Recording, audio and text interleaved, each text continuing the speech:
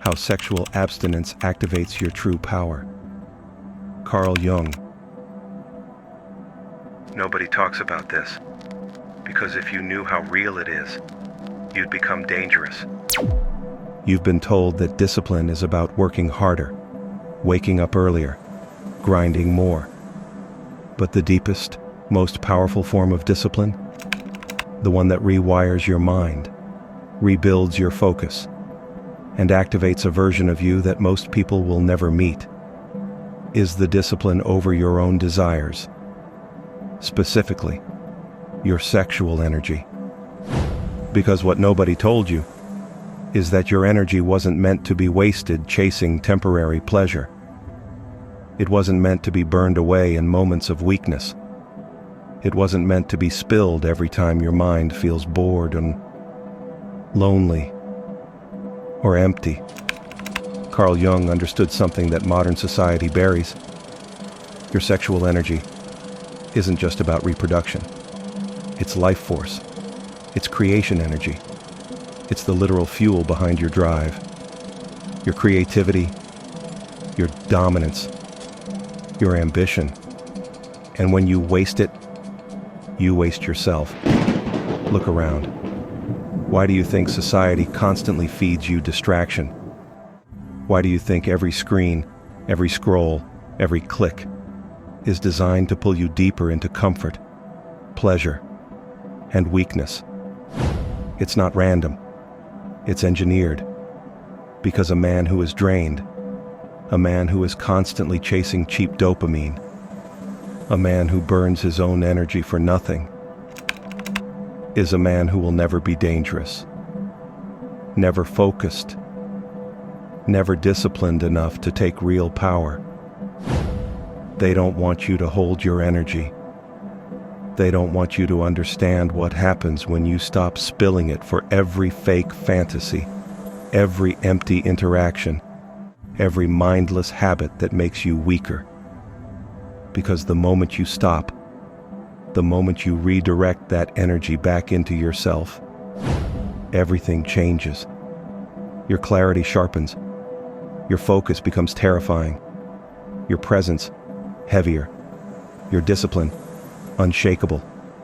And the things that used to break you don't even move you anymore. Because here's the truth most men will never be told. You were never tired. You were never broken. You were never lazy. You were just empty, drained, leaking your own power without even realizing it. At first, your mind fights it. The programming kicks in. It whispers, "What's the point? It doesn't matter. Just this one time." Because the system, the culture, the world you've been raised in, has trained you to believe that discipline over desire is suffering. But then something crazy happens. Day by day, your focus stops scattering. Your mind gets quieter. The fog starts lifting. Suddenly, you start noticing things you used to miss. The way people move, the way energy shifts when you enter a room, the way your own presence starts bending situations in your favor without you even trying. Your voice gets heavier, your words sharper, your stare deeper. And the chaos that used to overwhelm you, now, it looks small because you've stopped leaking energy. And when you stop leaking energy, you stop living like a beggar. You stop moving like prey. You stop thinking like someone waiting for life to hand them something. You become the one who builds, who creates, who moves the board, while everyone else is still figuring out which pieces to play. The more you hold it, the more you realize this isn't just about discipline. This is about transformation. That energy you used to throw away for nothing, it doesn't just disappear. It recycles. It stacks. It compounds. Your body starts changing. Your posture straightens without you thinking about it. Your voice drops, heavier, more grounded. Your eyes sharpen. People can feel it. They don't know what it is, but something about you feels different. Heavier, more dominant, more magnetic. And it's not magic. It's biology. It's psychology. It's what happens when you stop living as someone addicted to release and start living as someone addicted to control. Because while the rest of the world runs from discomfort, you've learned to harness it. While they chase cheap highs, you've chosen to build real power. And this is the difference between those who rule their reality and those who drown in it. It's not luck. It's not genetics. It's not some gift reserved for the chosen few. It's simple. It's brutal. And it's yours. The moment you decide to stop wasting yourself. So what happens when you stop leaking your own power? When you stop trading your energy for momentary pleasure and start channeling it into something bigger? Your discipline doesn't just improve, it becomes automatic. Your ability to focus, razor sharp. Tasks that used to feel heavy? Now, you crush them without even thinking. Your workouts, stronger. Your recovery, faster. Your stamina, limitless. But it's not just physical, it's psychological. Suddenly, your tolerance for chaos skyrockets. You don't get overwhelmed by pressure. You don't get thrown off by setbacks. You stop flinching when life pushes back. Because you know you've got reserves. Reserves of energy. Reserves of focus. Reserves of power.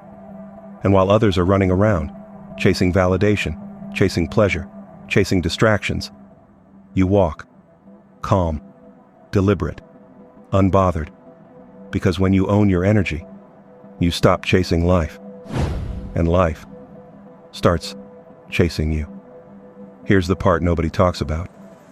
When you hold your energy, when you stop wasting it, it doesn't just change how you feel. It changes how the world responds to you. People sense it, without you saying a word, without announcing anything. Your presence starts commanding attention, not because you're loud, not because you're trying, but because energy doesn't lie. You walk into a room and conversations shift. Eyes glance. People move differently around you. Some admire it. Some get nervous. Some get intimidated. Because deep down, everyone knows the difference between someone who's drained and someone who's fully charged. A man who holds his energy walks heavier, speaks slower, listens more, moves with a kind of calm intensity that tells everyone in the room, I don't chase, I attract, I building, I own. And while others are addicted to output, spending energy on distractions, fake connections, pointless validation, you've become addicted to control, to mastery, to power. At some point, you realize this isn't just about holding energy anymore. It's about who you've become. Because you're not the same. Not mentally, not physically, not spiritually. The man who used to chase, the man who used to leak energy for nothing, the man who needed constant stimulation just to feel alive. He's gone. Dead. What stands here now is someone heavier, grounded, focused, unmoved. And the people who used to drain you, the distractions that used to pull you in, the noise that used to shake your focus, it all feels small now, weak, like static in the background of a mind that's too sharp to care. Because when you master your energy, you master yourself. And when you master yourself, you master reality. You become the type of man people notice, even when you say nothing. The type of man who doesn't have to convince anyone of anything, because presence alone does the talking. This is what real power feels like. So here's the truth. They never wanted you to figure out. It was never about discipline for the sake of suffering. It was never about denial. It was never about punishment. It was about power. Power over yourself. Power over your mind. Power over your reality. Because the man who can say no to himself, to his lower impulses, to the noise that drags everyone else into weakness, that man becomes unstoppable. Not because he's louder, not because he's more aggressive, but because he's mastered the rarest, most valuable skill in this world: self-control. While others spend their lives chasing, you create. While others drain themselves looking for approval, you build. While others collapse under pressure, you rise. Focused, clear, untouchable. And the best part?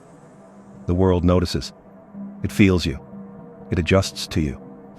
Because when you stop leaking energy, you stop living like a servant, and you start moving like a king. This is how sexual discipline activates your true power. And this is how you become dangerous.